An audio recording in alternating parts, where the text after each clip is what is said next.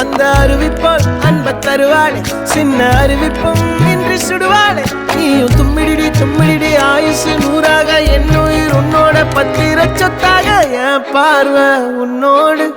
உன் பொம்மை கண்ணோடு பேசாமல் விண்ணோடு